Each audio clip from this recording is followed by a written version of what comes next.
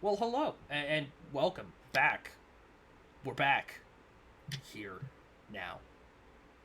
We Me are. and him. And me. We did it. We're back. Um, The rumors of our demise have been greatly yeah, like exaggerated. I don't know what you want me to say. Like, yeah, we were gone for a while. All right, chill the fuck out about it. um, but we're back. It happens. Yeah, we're back. We're on a Yeah, lighter schedule, but we're pretty consistent. yeah, I would say so. Um, but here, Survivor Series, in case you missed it, in case you've missed out, we've built this show amazingly Oh yeah, over on twitch.tv/ Matsudairo. yeah. I mean, I think in terms of forethought and I want to say just quality consistency. I think now we're honestly at our best place that we've ever been, right? Like, I think the TVs are definitely better than they've ever been. yeah, They're they're structured. They're constantly quality.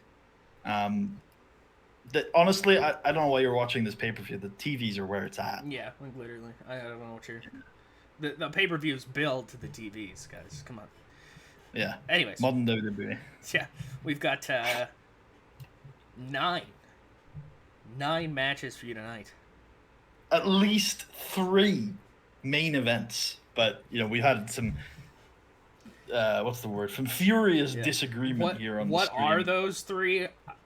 I don't We're know. not even going to say it. Tell us in the chat in the comments which three of these matches would you consider to be the main events of this show? Wrong answers only. Hell yeah. We are in the Joe Louis Arena in Detroit, Michigan, for Survivor Series 2005. Puddy, you ready to just like go for it and just fuck around and see what happens? Sure, mostly, but I would like to point out, because I've just noticed it, that we have a lot to live up to with this show. If Yeah. you look at last year's Oh event, this yeah. was a banger. What was the main event that year? Was Orton someone, was it? Triple H Shawn in the last man Oh, standing. that wasn't even the most explosive pay-per-view main around that time. I think a lot of it had to do with the what's the word? The spectacle of Survivor Series. Yeah, Um, the $1 million being spent on the special set and the B-list celebrity. so the B-list celebrity, by the way, is Hogan. Amazing. do Is there anything that we should talk about build wise before we get into the show? Because I know we have VTs for some of the matches, but not all of them today. Um, I think the only I thing. guess Go ahead. I guess put it this way: is there anything on this card that you would be remiss if we didn't build to it, regardless of whether there's a VT on the card or not? What should we definitely not miss? What events over the last couple of weeks are crucial to understanding what's going to happen on this card? I guess maybe we should talk about the 5-on-5 Survivor Series tag team match. Yep, I think that's a good one to talk about.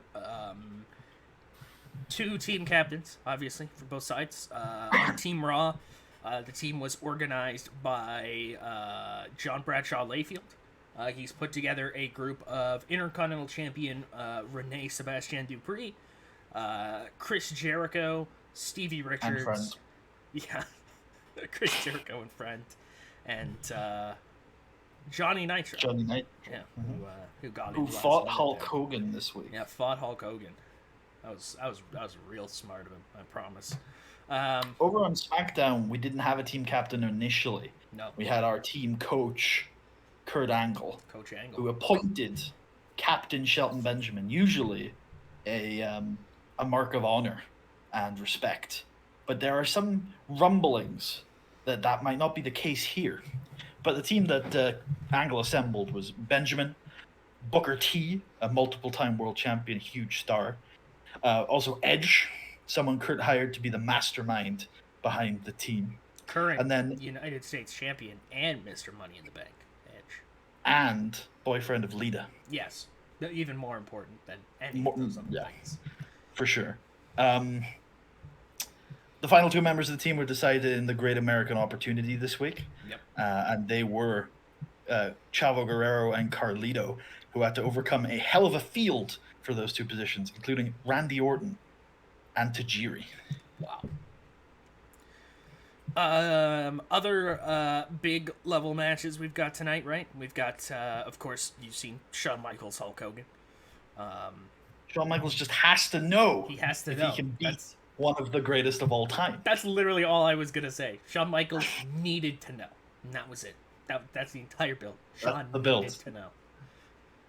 We have The Undertaker versus Randy Orton in a casket match. Cowboy Bob Orton has shown back up, and he kind of pushed Randy away from, doing what he was doing definitely at the time. I mean, I think he was,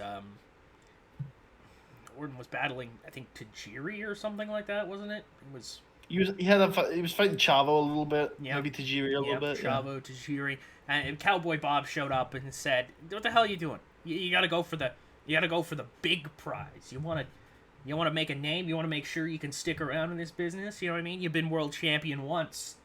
Congrats. What do you want? A medal? No, you gotta keep doing this. This is how this works, Randy.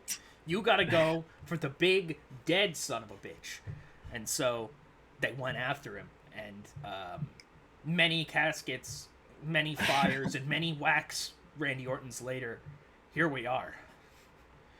Finally time to put this one to rest. Wink. We've got a triple threat for the World Heavyweight Championship. World Heavyweight Champion Eddie Guerrero defending against both Batista and Rey Mysterio. Eddie Guerrero probably shot himself.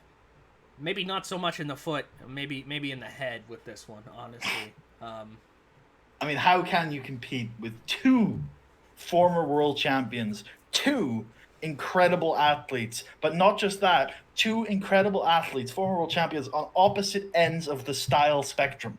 You know, most wrestlers, they go into a night prepared for Rey Mysterio's speed, or they're going to a night prepared for Batista's strength, but you just cannot train for both. Eddie Guerrero's screwed. Do you want to know how difficult it is to overcome the stylistic combination of those two? I mean, look no further. They are the current WWE Tag Team Champions of the world. Amazing. And finally, in our big tier matches, I'd say, we've got the big one, right? The big one. Our WWE title match. Yeah. Triple H. We're talking natural talent versus hard work. Nature versus nurture here. Nature boy versus nurture boy. And let's not get this twisted. Two of the greatest wrestlers in our sport today. Yep. Two huge champions. Triple H may be the best to have ever done it.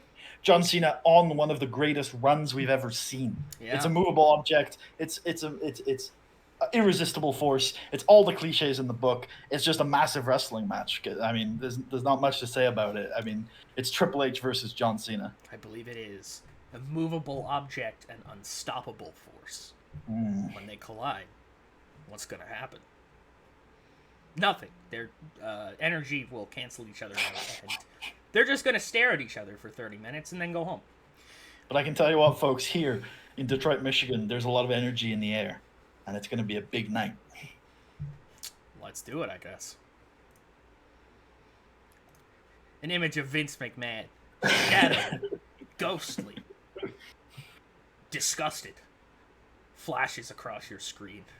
Then, now, McMahon, damn it. The pyro goes off. We get a quick little rundown of our major matches here, as you can see. Basically just explaining the things that we have already explained.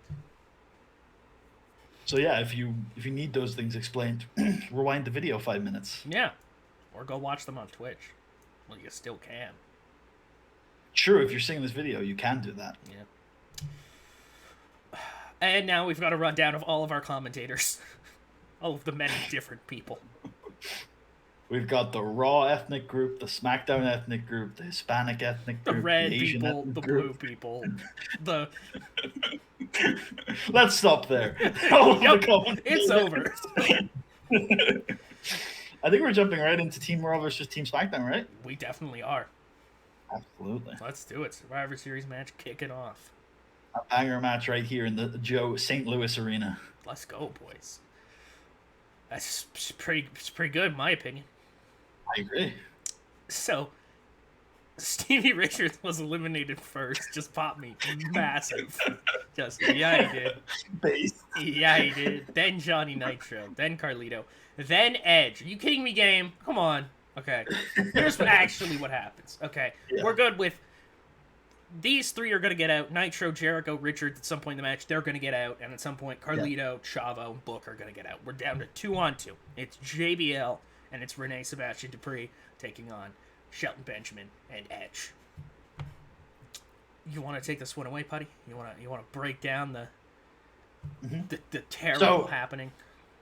Absolutely. So at some point, Edge, seeing that Shelton Benjamin's doing pretty good. He's had a good night. Maybe gotten an elimination or two.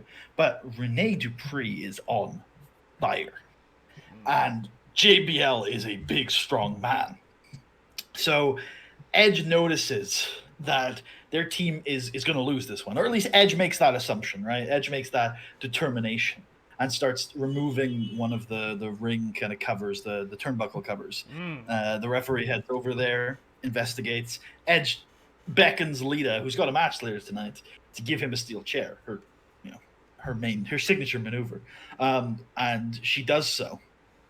Now Edge goes over and smacks Rene Dupree right in the head with this steel chair. Damn. Paul Heyman is aghast. He's disgusted, and so is the crowd. It is a brutal headshot, and Rene Dupree, no matter how good of a wrestler you are, there's nothing you can do about a steel chair straight to your noggin. He goes down, Edge covers, the referee looks concerned, but begins the count. And then Kurt Angle pulls the referee out of the ring. Kurt shouts at Edge, "That's not how we do things here on Team SmackDown. We have values, integrity, intensity." And then... Intelligence. Thank you. And then Shelton Benjamin, clearly incensed, says, "Kurt, why are you always getting involved? We had this, man." Maybe Shelton didn't see the chair shot, right? He was tending to his injured friends at the time. And he's like, "Kurt, we had this, man. I knew you wanted me to fail. Why are you always getting involved?" And then while that's happening, and the referee is kind of also distracted with Shelton and Kurt's argument, Edge gets the steel chair and hits Renee again. But this time the referee turns just in time to see it and DQs Edge. And then in the confusion, Shelton will turn around into a clothesline from hell, and Renee will pin him to pick up the win. Team Raw is victorious. In the ring, the Survivors.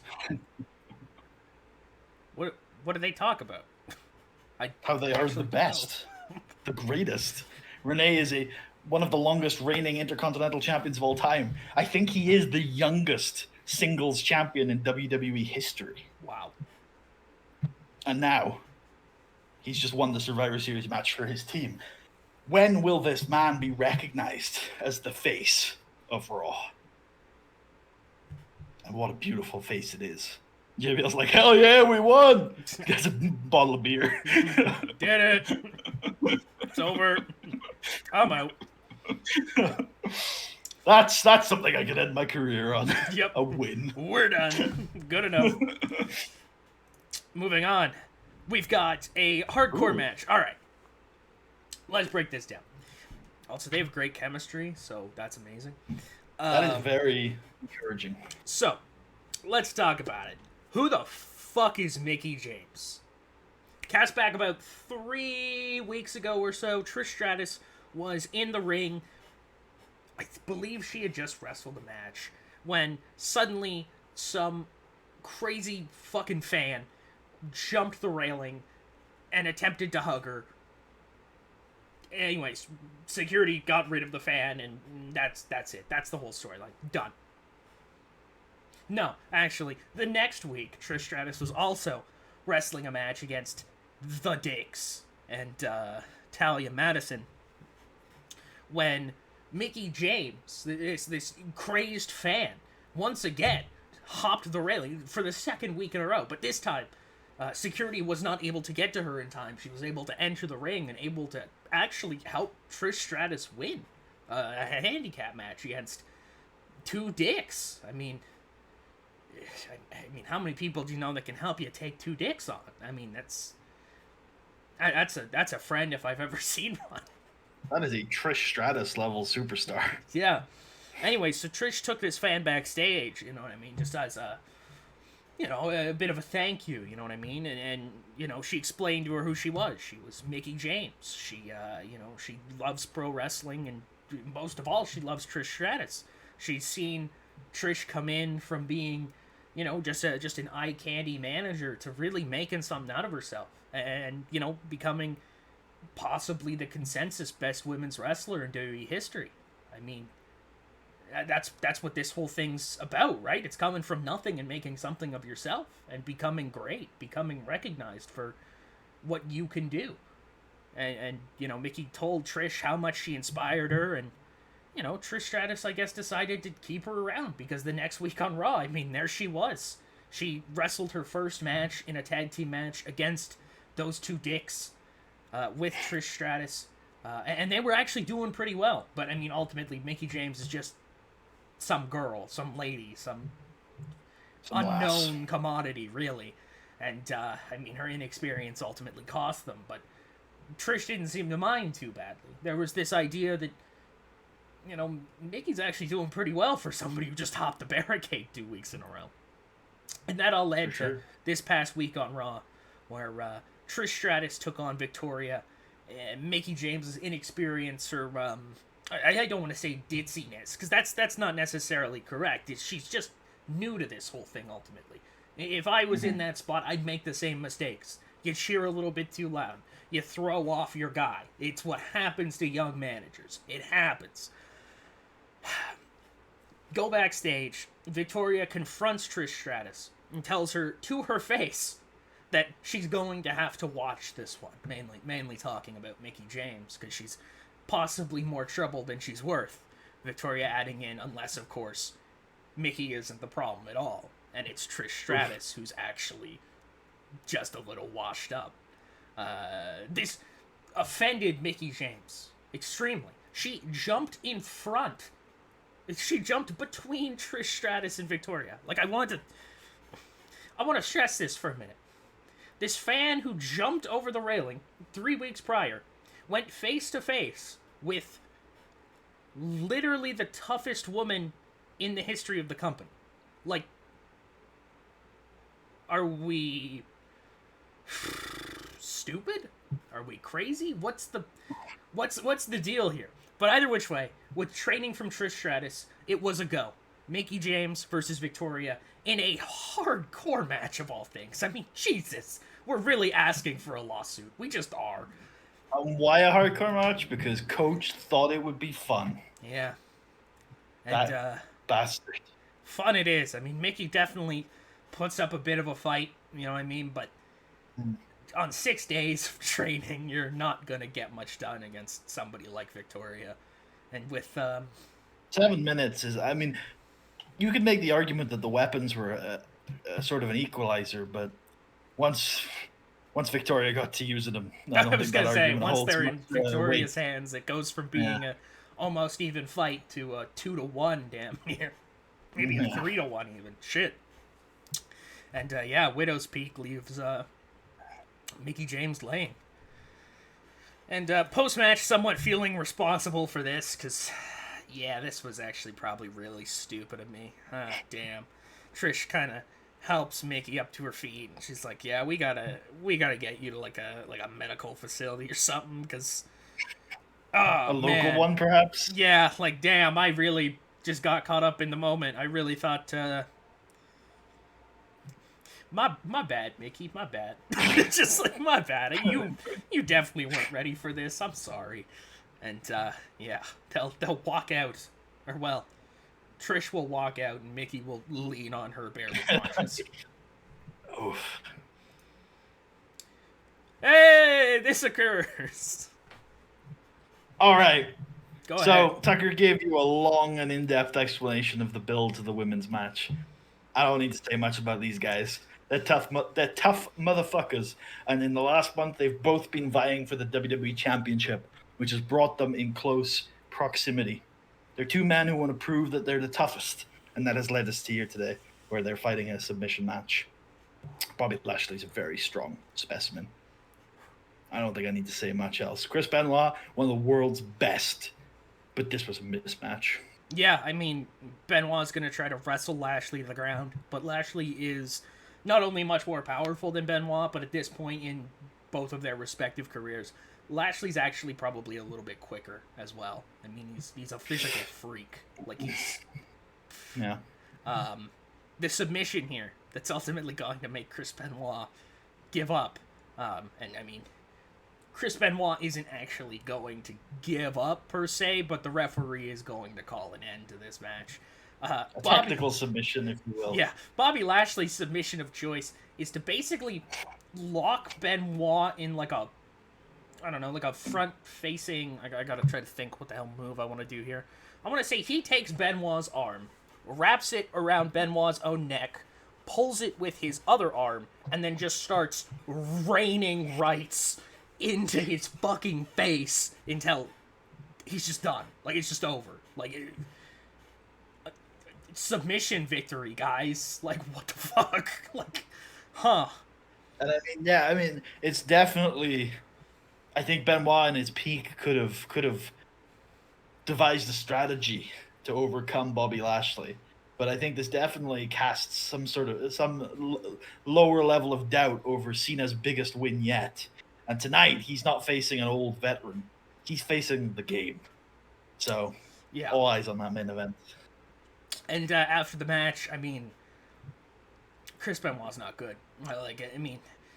Chris Benoit has been not good before. I mean, he gets hurt. It's kind of part of how he works. He throws all caution to the wind, and he gives it his all, and whatever. If he's got a couple bruises at the end of the night, he's got a couple bruises. But yeah, there's going to be more than a couple after this one. Benoit's being helped to the back by a whole bunch of different medical staff and whatnot. And suddenly kind of gets a jolt of energy. Suddenly. My favorite fucking word in the dictionary. I want to say maybe they lay him on a stretcher. They don't quite strap him down. They're just rolling him to the back. And Benoit kind of gets up, and he looks like he's barely aware of what's going on. And all the doctors are like, no, Chris, lay back down. Lay back. We got this. You're fine. You're good. And Chris, instead of going to the back, starts going back towards the ring. And Bobby Lashley's in there being interviewed by Maria Kanellis, who's going to ask him about how he feels about beating Christian. We'll go with Christian. I like that one, yeah, ultimately. How do you feel about that? Bobby Lashley just kind of like looks at her. He's like, what? Christian? What? And he's like, that wasn't Christian? Who the fuck is Christian? What the hell's going on? And suddenly he's turned back. Suddenly, god damn it. And abruptly, he's turned back around by Chris Benoit, who stares him directly in the eyes. And Benoit's like, I mean, he's definitely angry. He definitely looks confident, but he's also definitely pretty hurt. And Bobby Lashley's like, oh, okay, I guess I'll kick your ass again. This is kind of fucking weird. And before anything can get too out of hand, Benoit will extend his hand out to Lashley. And Lashley will take it, and Benoit will nod at him, tell him, be a man. be a man. Be a man. Be a man. And kind of stumbles his way out of the ring and collapses somewhere up the ramp, and the medical people throw him back on the stretcher and take him out. Bobby Lashley, ladies and gentlemen. Bobby Lashley. Moving on. Team Raw bask in that victory. Yes. But Johnny says, well, you know, though, I mean, Team Raw might have won, but you guys were eliminated. Hey, it's a team effort, Johnny. Yeah. All right? They couldn't have done it without us, okay? If you get injured halfway through the season, you still get a medal. All right? Well, it depends on how many games you play. I mean, if we were converting that from games played to minutes in the ring, okay, I mean, if you get Stevie injured Richards halfway through the approach. If you get injured halfway through the Super Bowl final, you still get a medal. All right, that's fair. Yeah. We're Super Bowl champions, boys. And then they clink Super beers. Bowl champions. Like, where's our fucking ring? And then they leave. we have a fatal 4-way match for the Cruiserweight Championship. It's Gregory Helms defending against the Agitator Kid Cash, the high-flying Elix Skipper, and the Paul London. Towards the end of this match, Elix Skipper, who is on a hell of a roll, who has recovered from a nasty concussion to be on a win streak at the moment, is about to win the belt. He hit high-flying maneuver over the hated Kid Cash, pins him, and everyone in the arena and everyone who cares is cheering because they know that Elix Skipper is about to become the Cruiserweight champion of the world. And then Gregory Helms drags the ref out of the ring. And there's a pause, I think, in the arena because that's legal. And that's, to some degree, it's fair play. It's to be expected. But I think there were a lot of people here that didn't think Gregory Helms was that kind of champion. Elix Skipper didn't think Gregory Helms was that kind of champion. And he looks on angry and upset. He didn't even think about this potential for this to happen. The match will devolve. Kid Cash will get back into it, and eventually, Gregory Helms' quality will shine as he picks up the win. But Skipper had that one. Yeah, I mean, we're obviously going to have a conversation about this on SmackDown because, I think Elix Skipper is in prime position to challenge again for that belt, honestly. And in just 1 month's time, SmackDown returns to you live on pay-per-view for WWE Armageddon. Nice. Be there. Nice. Moving on. Oh, after the match, Elix Skipper looks real sad about the whole thing. Yeah. It's real sad. Just real... heartbreaking. Real sad. Nothing good happens at Survivor Series for babyfaces. What omen does that bode for the main event? Oh, God. We've got Nat Hart taking on Lita for the Women's Championship. Nat Hart is gonna beat Lita here. Sometime during... I want to point out that we've got a storyline here called "Give Other Women a Chance," and Other Women was in relation to Nat, and now Nat is in that storyline. Yep, it's great. So, sorry, go on. Yes. So, Tori Wilson, at some point during this match, is going to get involved. She's going to, hit Lita, distract Lita, XYZ, something like that. She's getting involved in this match. And that seems to have kind of annoyed Nat Hart a little bit. Maybe we're going to talk about this a little bit more on Raw. I mean, Nat ultimately does pick up the win, but... for being victorious, she doesn't exactly look happy. So, something's afoot here. Something's going down. Shenanigans involving a sharpshooter in a title match at Survivor Series? Uh-oh. Ken Kennedy is going to talk to Tony Mamaluke about why he should have been on Team SmackDown. Nice. Casket match! Oh. Do you want to run this one down? It's the real life match. Yeah. But without Bob Orton being involved in most of it. Although he's probably still involved in a lot of it.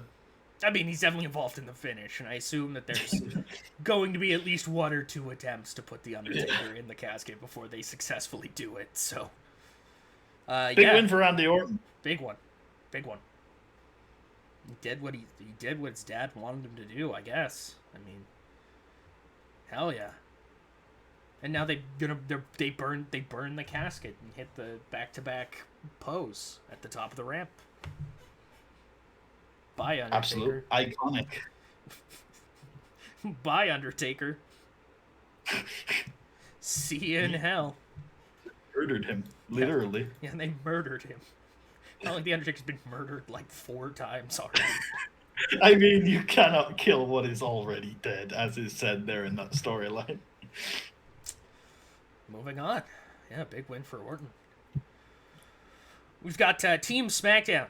We've got Booker T, Edge, Carlito, and Chavo. And unlike the Team Raw thing where, Johnny Ace was going at them a little bit, I mean, the SmackDown reporters are a little bit more gracious to these 4, considering nobody Josh really can knows. be like, what the hell just happened? Yeah, there's definitely an air of confusion in the room, but Yeah. Josh can ask, Edge, what were you thinking? And Edge was like, I don't know, it's just my thing. Yeah, I It was an opportunity. We were going to win, too, if it wasn't for Kurt Angle. I thought he was supposed to be our coach. I thought he was supposed to be happy for us. Guys? Yeah, and they're like, I don't really know what that was And then- about. I mean, Booker can be like, weren't you supposed to watch your girl fighting for the title tonight? And I was just like, fuck! Fuck! Yeah, I was supposed to interfere in that match! And she'd be like, oh, yeah, no, that's fine. When is that? And Booker's like, I mean, Nat can, like, walk through the frame with the belt, and he's like, oh, fuck, oh, God. This is not a good night for Edge. Yeah. This is not a good night for me. I'm just happy that I'm welcomed here on SmackDown. And you just look around and they're all giving him daggers. Yeah, Carlito and Chavo are kind of they slightly move their chairs away from him. Edge can grab the belt and the briefcase and you just leave. Big huff. Like, I don't need this. I got a briefcase and this belt. That's I'm very good. I'm very good, thanks. We've got the triple threat. Wow, yeah, that's did pretty well. So yeah, I mean, I think the really cool part of this match, obviously, is having the two faster, smaller guys in there with Batista and kind of being able to play both of them off onto him. Dave's gonna get his fair share of power spots, I'm sure. Well, we're also gonna make sure that Ray and Eddie get to do the stuff that they want to do. But yeah, Eddie Guerrero's gonna come out with this one, and he's not even gonna, like, cheat to do so. He just wins. He just wins. He's very good. He's very good. I don't think we quite realized how good Eddie Guerrero was. I mean, because I mean, it's definitely, like, difficult, but I mean, like, Eddie Guerrero puts away both Batista and Rey Mysterio in, like, 12 minutes. I mean, like, Yeah.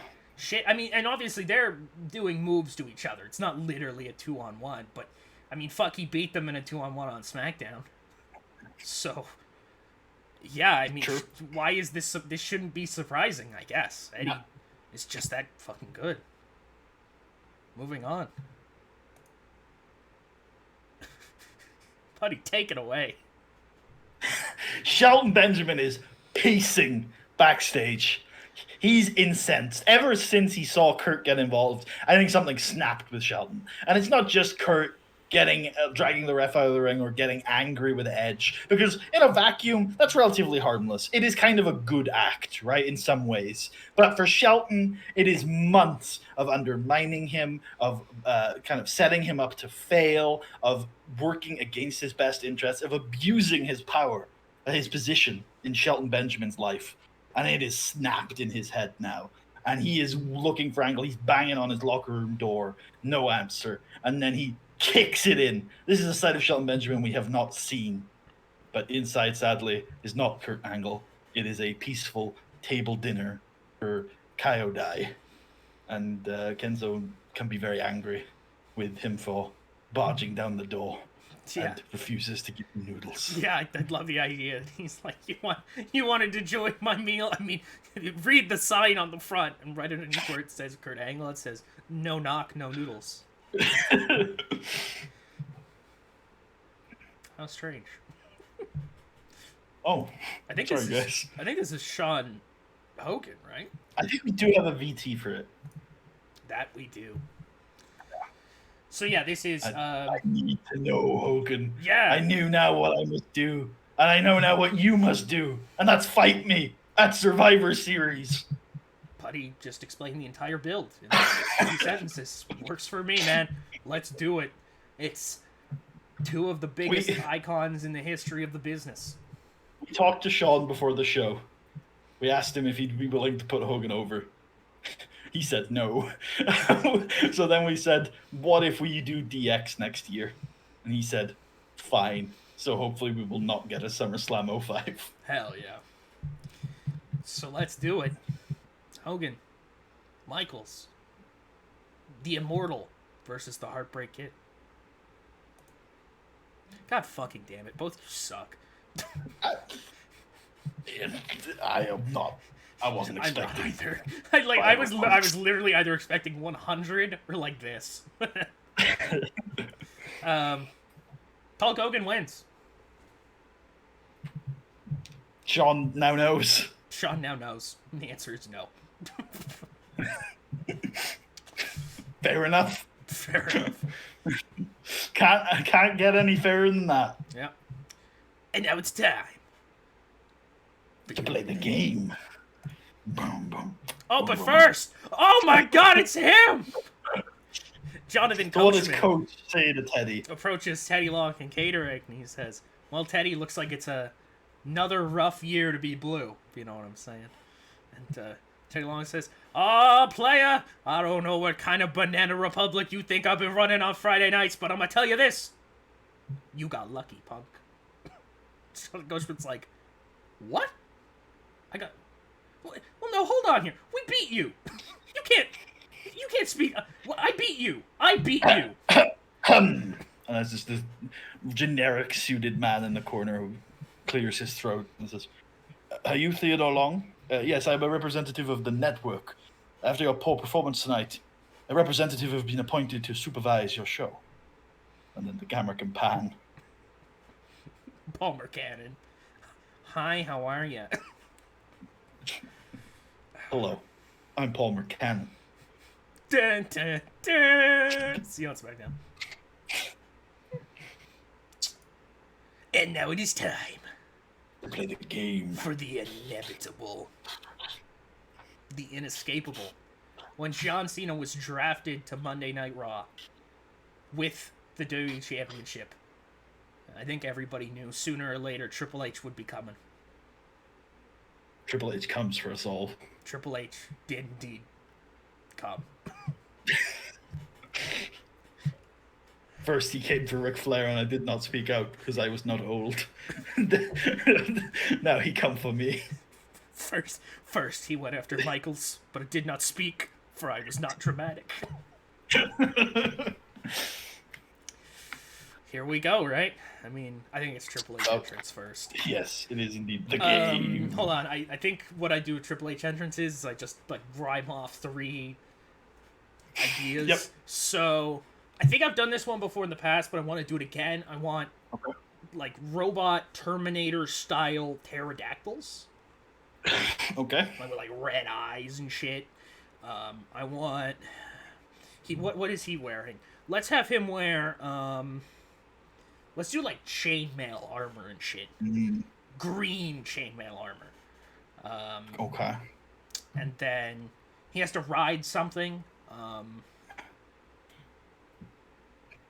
We could just do a horse, I guess. Yeah. Yeah, I mean. Yeah, anyways. You call it John. Robot pterodactyls, horse, green chainmail. That's the Triple H entrance. Put it together in your head. It'll work. It's already together in my head, don't worry about it. And here we go, Puddy. You ready for it? I was born ready. Good work, boys. Good work. Hey. John Cena beats Triple H by submission with an STFU. Tap that bitch-ass motherfucker out.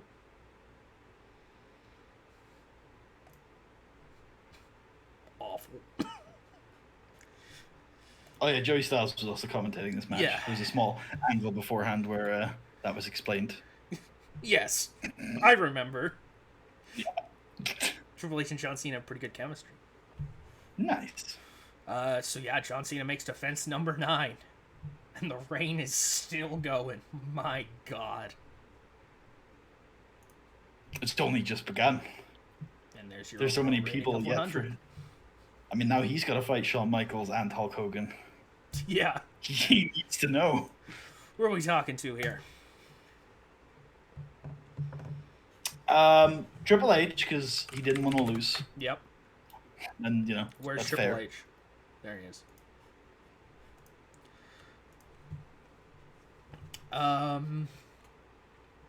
Who else didn't want to lose? Benoit, but we don't care now. We can give Benoit a hug. This is his last pay-per-view. Sean and Benoit, because Sean, Yeah. Is like a thanks, pal. Like, well, Point him out as a good example for that. I like that. And hug Benoit, because, thanks, pal. Cool. There we go. There's Survivor Series 05. I guess I'll throw up the credits real quick, right? Yeah, throw up the credits. I'll check if there's anybody on the shout-out tier real quick. Yeah, we haven't had anybody new on the credits, right? I very much doubt it. But... Okay, well, if you are supposed to be in the credits and I show this and you're not there, I apologize. I don't think you get in the credits till the next show anyway, because you don't get charged until the show goes out. Right. So it should be fine. So yeah. Credits. Let me just check to make sure there's nobody in the shout-out tier before we head off. Of course. No, there's so cool. All good. If you would like to get shout-out or add yourself to these credits, you can head over to our Patreon, link in the description. We stream these shows on twitch.tv/MasterDyro occasionally. And yeah, we'll be back for Armageddon. Yeah, the big important thing there to stress about that Patreon is that, especially considering the break that we have just taken, if you're watching this on YouTube, you're only going to get charged when we put out these pay-per-view videos. That way, if we, slow down the pace, or if we were to speed up the pace, we definitely let people know. Yeah, I mean, the support we take is directly proportional to the amount of content we put out. So that's how you can tell us you want more videos. Yeah, just say we want to pay you more, and I'm like, oh, okay. Sounds good to me. Anyways, thank you so much for watching. Hope you guys enjoyed. Let us know what you think in the comments of the show, and we're getting close to another Mania season. We're getting close to WrestleMania 22. I think this is a very rarely covered period of wrestling in the TEW and YouTube sphere. Yep. Yeah. 2006 is that's because there's no mods. I mean, there's one, I think, and I think I had used it when it was pretty early on still, and I was just like, oh, this is disgusting. What the fuck? So I don't know. That might be different now, obviously, if you went and played the mod. But I just remember at the time being like, oh, this isn't very good. Either which way, again, thanks so much for watching. Hope you guys enjoyed. We're gonna catch you around for Armageddon in about a month's time or so in game, or I have no idea when it is. I should sometime in December. So it's within a month. We'll see you sooner than the break between the last episode and this episode on YouTube. I'll tell you that. Anyways, maybe. No promises. Yeah, this is Silly Talk. Signing out. Peace.